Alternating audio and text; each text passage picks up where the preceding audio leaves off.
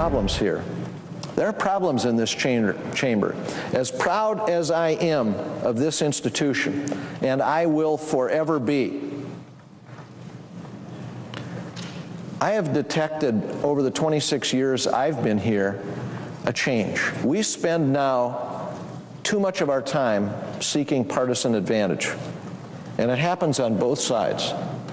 And it's all understandable. I understand it. I'm not being critical of individuals. We spend too little time trying to solve problems. Welcome back to the Ed Show. That was North Dakota Senator Kent Conrad on the floor of the Senate earlier today, reflecting on his 26 years in Washington.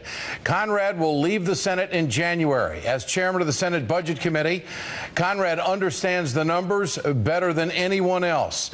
And the senator predicted the mess we'd find ourselves in with the Bush tax cuts a decade ago. Take a look. The administration told us that we could have a massive tax cut and they would still be able to have maximum pay down of the debt and protect Social Security. Now what we're seeing is they got the massive tax cut, but now instead of maximum pay down of the debt, they're asking for the second biggest increase in the debt in our nation's history. And in protecting Social Security instead of protecting it, under the president's budget plan over the next decade, they will be taking almost $2 trillion out of Social Security to pay for other things, to pay for his tax cuts, to pay for other spending. Joining me now is Senator Kent Conrad of North Dakota. Senator, good to have you with us. You certainly had your crystal ball out over a decade ago on where the economy was headed. You nailed it, there's no doubt. What about these fiscal cliff negotiations? Are we close to a deal? I think we probably are. I'm not in the room, so I can't say with specificity, but I do believe they're edging closer from what I've heard, and hopefully they can announce something next week. Senator, how can a deal be possible if the Republicans are so bent on protecting the wealthiest Americans? It doesn't seem like any of them in full force want to move in that direction. Or are you hearing differently? Well, first of all, they're in a very bad negotiating position because, as you know, the law is very clear.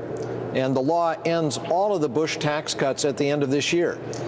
Democrats have passed in the Senate, with some Republican help, an extension of all the middle-class tax cuts. And so Republicans are really in an awkward position. They're holding 98% of the American people hostage to save the 2% who are at the top, those earning more than $250,000. The problem is the law is going to make those continuing tax cuts for the wealthiest among us end at the end of this month. So they're running out of room for this negotiation. Senator, you've seen the president's proposal, as we all have. Do the numbers add up? As you called it 10 years ago, do these numbers add up today and head us in the right direction? Yes, they do. And I think the president, in many ways, has been unfairly treated, sometimes in the media, because people really haven't delved into what he's saying. He's got an overall package here. As I said on the Senate floor earlier today, we could take the best of the Republican ideas, the best of the president's ideas. We could have an overall package of $4 trillion, which is what we need, and this country could be on its way. And the cuts would be relatively modest, the revenue increase relatively modest. You know, sometimes we forget to put these things in context. The revenue increase the president is calling for is only 4% of the revenue that we forecast over the next 10 years. So you say his numbers are workable? Absolutely. Okay. Workable and doable. All right. Now, you've been in Washington for 26 years. Is the art of a deal lost? You know, sometimes I wonder, Ed, my goodness, when we see the bombs across the barricades in this town, you really wonder if people forgot to listen to each other and to negotiate to conclusion. You know, well, at the end of the day here, we need to have an agreement that's principled and puts the country on a sounder course. Well, I asked that art of a deal, is it lost? Because Mitch McConnell's stated goal was to make Barack Obama a one-term president.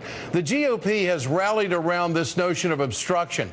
How do you break that kind of logjam, and can it be done? You know, I think it can be done. Look, at the end of the day here, this is a negotiation between the Speaker of the House of Representatives, Mr. Boehner, and the President.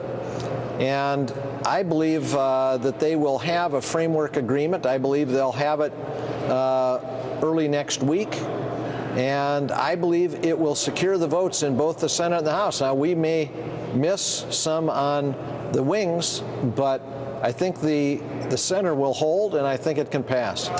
Senator Kent Conrad, has been a pleasure working with you all these years. The Senate is going to miss you. You're one of the well-reasoned ones on the Hill and in that chamber. I appreciate your time, and thanks for joining us tonight. All the best to you. Thank you, Ed. Love your show. Thank you.